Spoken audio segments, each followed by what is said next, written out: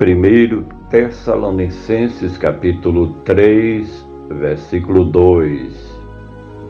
E enviamos Timóteo, nosso irmão e ministro de Deus, e nosso cooperador no Evangelho de Cristo, para vos confortar e vos exortar acerca da vossa fé.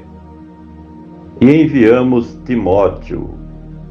Há bem poucos meses atrás, alguns falam em 6 meses, o apóstolo, juntamente com Timóteo e Silas, haviam sido expulsos da cidade de Tessalônica pelos judaizantes e outros opositores do cristianismo, porque eles, naquela cidade, procuravam pregar o Evangelho sobre Cristo Jesus, o Filho de Deus, como sendo o Messias e Salvador da humanidade.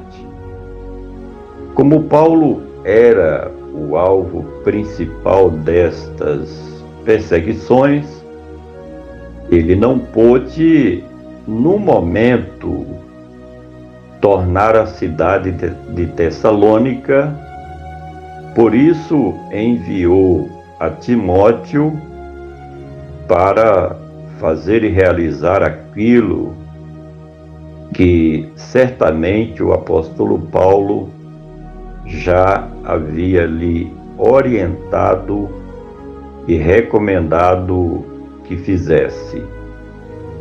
E enviamos Timóteo, nosso irmão.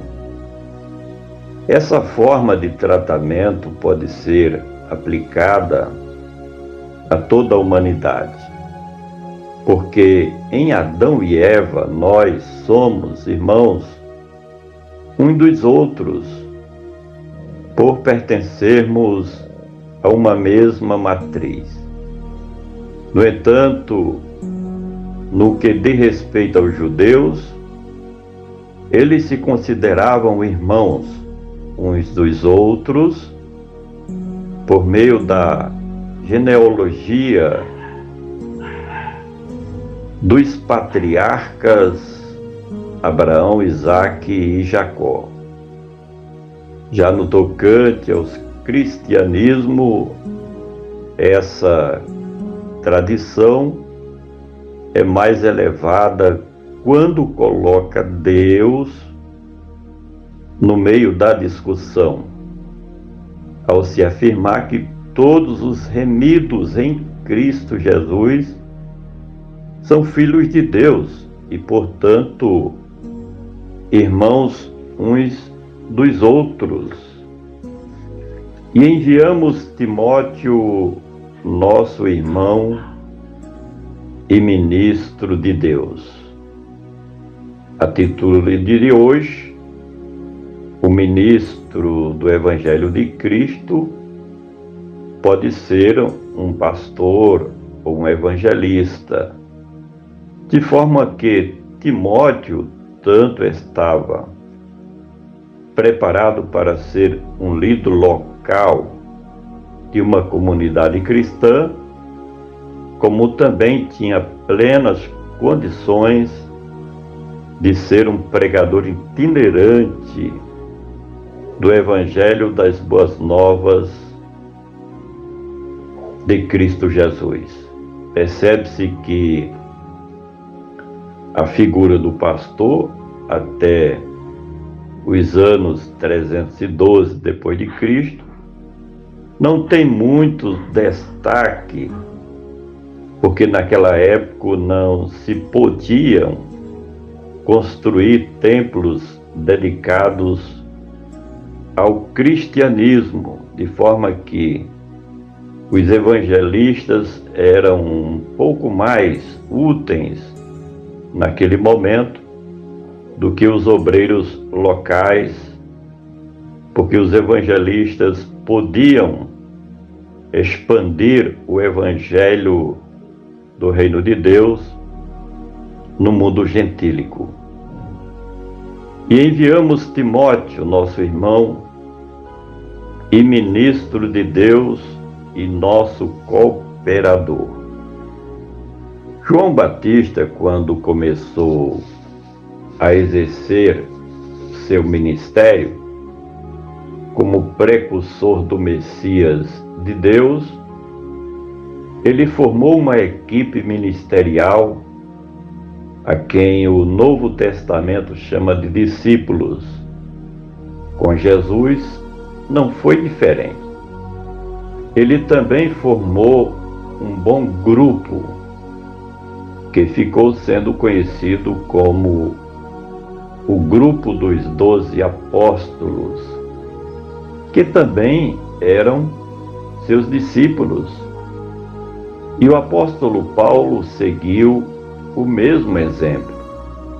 Ao ser chamado como apóstolo dos gentios, ele procurou tomar logo de princípio uma atitude correta, que foi justamente formar a sua equipe ministerial, a qual ele chama de cooperadores no ministério, se referindo nesse texto a Timóteo, seu filho na fé.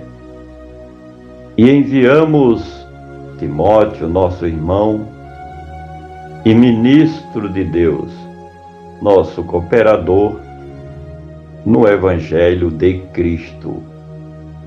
Essa colocação feita pelo escritor nos remete a pensar que, na realidade, Timóteo era, neste tempo, um verdadeiro evangelista, encarregado de coordenar as campanhas missionárias e evangelísticas realizadas pelo apóstolo Paulo.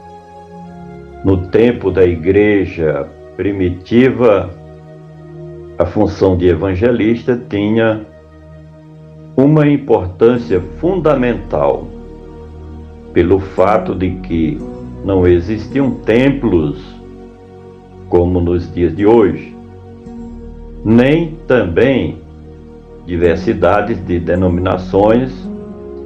O que existia eram comunidades cristãs locais que se reuniam de casa em casa.